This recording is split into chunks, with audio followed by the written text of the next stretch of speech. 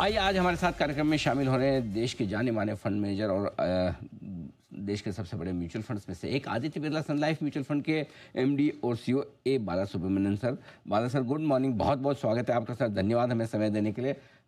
सबसे पहले बाजार के डायरेक्शन पर ही एक राय लेना चाहता हूँ। एक अच्छी तेजी होने के बाद बाजार थोड़ी सुस्ती के मूड में आते दिख रहे हैं, समय बिताने के मूड में। बताएं सर, क्या ट्रिगर्स आप देख रहे हैं बाजार के लिए, डायरेक्शन भी समझाएं। धन्यवाद अनिल जी, हैप्पी टू जी be part of your show always.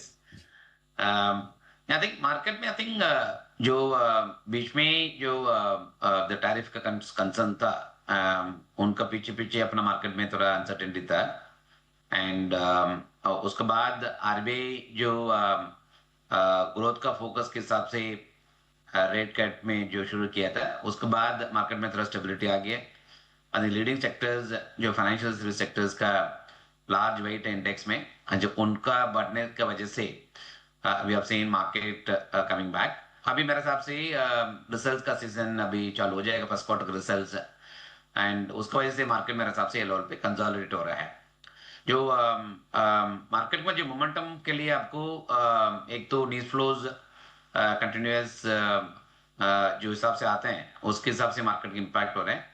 आज के दिन पे जो न्यूज फ्लो के हिसाब से अगर देखते हैं, फॉर इमीडिएट मार्केट का मोमेंटम कैसे आ सकता है और मे भी कैसे बन सकता है। तो ऑफकोर्स टैरिफ का भी निर्णय नहीं हुआ, शायद 31 अगस्त तक अगर निर्णय हो गया है, उसके बाद इनका इम्पैक्ट थोड़ा सा पता चलना शुरू हो जाएंगे। एंड मेरे हिसाब से आज के दिन पे जो एक्सपेक्टेशन जो है ultimately India point of view neutral to positive होना चाहिए। मेरे हिसाब से नुकसान कम होना जाना चाहिए। सेकेंड इज जो क्वार्टरली रिजल्ट्स जो एक्सपेक्टेशन जो है फर्स्ट क्वार्टर का on the back of bit of slowdown what we have seen last year, मेरे हिसाब से फर्स्ट क्वार्टर रिजल्ट्स भी थोड़ा म्यूटेड होना चाहिए। Predominantly is coming from technology companies को जो क्वार्टर का नंबर जो आया, it is not up to the expectation of analyst. उसका साथ साथ में जो मार्केट में जो प्रेशर जिस बाकी सेक्टर्स में आया, I think that something we have to just keep a close watch. So हिसाब से मैं हिसाब से देखता हूँ एक्चुअली दैट आज के दिन पे द फर्स्ट क्वार्टर नंबर्स अगर म्यूटेड रहे, मार्केट का भी उसके हिसाब से मोमेंटम थोड़ा कम रहना चाहिए। And anyway as we move forward next 2-3 quarters, good monsoon led by rural economic growth, agriculture economy is doing well, crop season has been pretty good। ये अभी जो हार्वेस्ट जो चल रहा है उसमें भी आउटपुट ठीक से आ रहा है actually. Water dam levels across the country is pretty good to support the rural economy. अगर सबसे अगर मिलके देखते हैं, गवर्नमेंट का भी जो स्पेंडिंग जो लास्ट ईयर जो स्लो डाउन हुआ था, उनका भी मोमेंटम गेन हुआ है।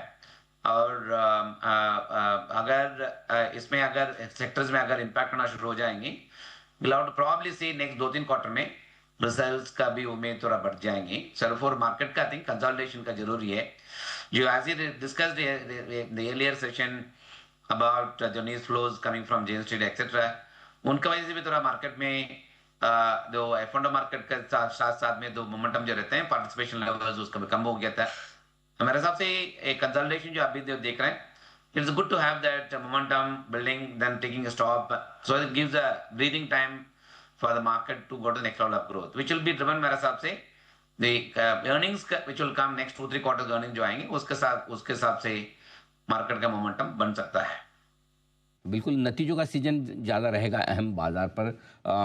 काफ़ी कुछ है, बाजार का सेंटीमेंट थोड़ा हाल ही में जो बड़ा मामला हुआ है जेन स्ट्रीट का, जिस पर सेबी का ऑर्डर आया, और अभी खबरें भी आ रही है सारे, इस वक्त बिग ब्रेकिंग भी आती दिख रही है। सेबी की तरफ एक ऑफिशियल स्टेटमेंट भी आया है, वो बता रहे हैं कि 4,840 करोड़ की रकम उन्हें मिल चुकी है। और उनका ये भी कहना है कि जेन स्ट्रीट ने कुछ प्रतिबंध हटाने की बात भी की है।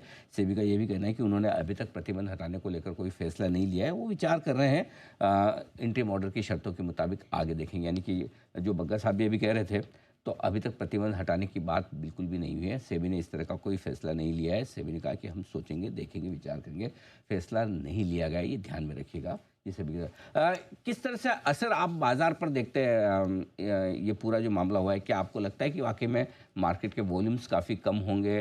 और दूसरा ये कि रिटेल ट्रेडर्स जो काफ़ी हद तक बड़ा नुकसान कर रहे थे, क्या आपको लगता है कि अब उनके नुकसान में कोई कमी आती हुई दिखेगी? लर्निंग कर्व है, आई थिंक मार्केट का लर्निंग कर्व हमेशा आते रहते हैं। एक तो खुद का एक्सपीरियंस जो है उसके हिसाब से लोग सीख लेते हैं, और रेगुलेटर भी टाइमली इंटरवेंशन जो लास्ट 2-3 साल से टाइमली इंटरवेंशन जो रेगुलेटर भी करते आते हैं, और उसका साथ-साथ में जो पॉलिसी फ्रेमवर्क भी बढ़ाते रहते हैं in terms of tightening, warning and जो डेली ट्रेडिंग करके जो नुकसान जो कर रहे हैं, उसका जो रीज़न द रेगुलरली जो पॉलिसी फ्रेमवर्क रिव्यू करके स्टॉक एक्सचेंज का काम करके जो टाइटनिंग करना है, वो भी कर रहे हैं। मेरे हिसाब से जो लास्ट 2-3 साल से जो इन्वेस्टर्स का लर्निंग भी आया है, और साथ-साथ में रेगुलेटरी इंटरवेंशन जो आया है, मेरे हिसाब से as you move forward it can only create more orderly participations both from retail investors as well as from institutional investors. Jane Street का भी एक अच्छा हो सकता है, जो जो कोई भी अपना मार्केट का उनका ताकत की वजह से उनका मार्केट का कभी भी आप पार्टिसिपेट कर सकता है। दैट इज आल्सो मेरे हिसाब से इसमें थोड़ा मेजर्ड वे में आई थिंक पीपल ऑपरेट, उसका उसका साथ साथ में आई थिंक मेरे साथ डिसिप्लिन भी बहुत आ जाएंगे। आई थिंक रिटेल इन्वेस्टर्स का क्लियरली अगर देखते हैं जो मार्केट में जो पहले जो पार्टिसिपेट करते हैं, ग्रेजुअली दे रियलाइज जो पैसा जो बनना चाहिए मार्केट में इन्वेस्ट निवेश करके डायरेक्टली और स्पेकुलेट करके जो निवेश जो पैसा बनना चाहिए, अगर वो नहीं दिखता है actually naturally they all shift to the mutual fund. जो आज के दिन में म्यूचुअल फंड में जो फ्लोज जा रहे हैं, रिटेल का इंक्रीज पार्टिसिपेशन जा रहा है, it is coming from the fact एक तो इंटरेस्ट रेट नीचे है and look for alternate investment through the mutual funds. जो लॉन्ग टर्म का जो म्यूचुअल फंड का रिटर्न जो एक्सपीरियंस जो आया एक्चुअली, रिटर्न तो कभी कम हो सकता है ज्यादा हो सकता है, बट एक्सपीरियंस जो आया जो म्यूचुअल फंड में निवेश करने से एसआईपी के through, that also something is increasing. Last but not the least, last 2-3 monetary policy के बाद जो जो फोकस जो आया इंटरेस्ट रेट घटाने के लिए, और उसके साथ साथ में द डिपॉजिट रेट्स भी when they get replaced as you move forward, so मेरे हिसाब से डिपॉजिट रेट भी और थोड़ा कम होने का उम्मीद है। अगर वो हिसाब से करेंगे दैट मेरे हिसाब से रिटेल का पार्टिसिपेशन भी अपना म्यूचुअल फंड के थ्रू बढ़ते जाएंगे। Therefore, broadly you look at it, जो जो लर्निंग जो है मार्केट में, हमेशा नया इन्वेस्टर्स आएंगे, पैसा कोई लूज करेंगे, कोई कमाएंगे। I think what is most important actually learning कर जो बढ़ते जाते हैं, that something would make people realise what they should do. And regulatory intervention is something, कितना भी टफ डिसीजन है, regulator is willing take a tough calls. The Jane Street का जो कॉल लिया is not an easy call that any regulator can take to bring in discipline in our market. This kind of action may also give people to realize ये market में कैसे operate करना है, कैसे संभाल के काम करना है, और लॉन्ग टर्म का वेल्थ क्रिएशन के कैसे आपको काम करना है। मेरे हिसाब से ये सीखना भी जो मिल गया है, this is also something would be good learning for जो मार्केट में पार्टिसिपेट कर रहे हैं, उनके लिए बड़ा लर्निंग भी हो जाएगा इसमें। बिल्कुल ठीक है सर। इस मार्केट में कहाँ आपको लगता है कि निवेश के अच्छे मौके हैं? थिंक ब्रॉडर अगर मार्केट के हिसाब से देखते हैं, there is one sector which is becoming promising sectors. मेरे हिसाब से लास्ट 2-3 साल से उनका कंसोलिडेट हो चुका है, which is the banking and financial sectors. I think there is a clear focus to get back on growth path. अगर ग्रोथ पाथ में आना है, एक्चुअली क्रेडिट का ऑफटेक आपको पिकअप होना चाहिए। देयरफॉर अगर इंटरेस्ट रेट नीचे आ जाएंगे, then you will probably see pickup in the borrowing and investing. So that's basically the banking financial sectors. Second is the FMC sectors. I think given the fact last budget में भी जो consumption boost करने के लिए जो निर्णय लिया था by way of tax cut, so उसका impact is not one time, it's going to be recurring. So मेरे हिसाब से आने वाले समय में I think consumption का demand भी बढ़ सकता है। And last, of course, is the rural economy doing well. So income levels at the public at large rising. Therefore, उसका भी consumption के हिसाब से थोड़ा boost आना चाहिए. Therefore, FMCG sectors have gone through consolidation phase. I think मेरे हिसाब से that sector should be promising sectors.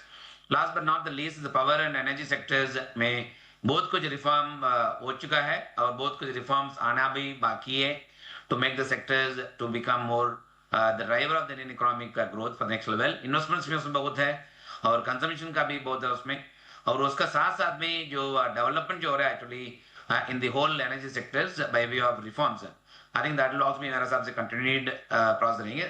Plus oil price नीचे आने से the energy sector also giving a new vigoured booster, so that sector also in our own belief should do well. Okay, perfect. ये है आपके लिए पूरा का पूरा बाजार का एक्शन। बहुत बहुत धन्यवाद सर हमें समय देने के लिए। Thank you.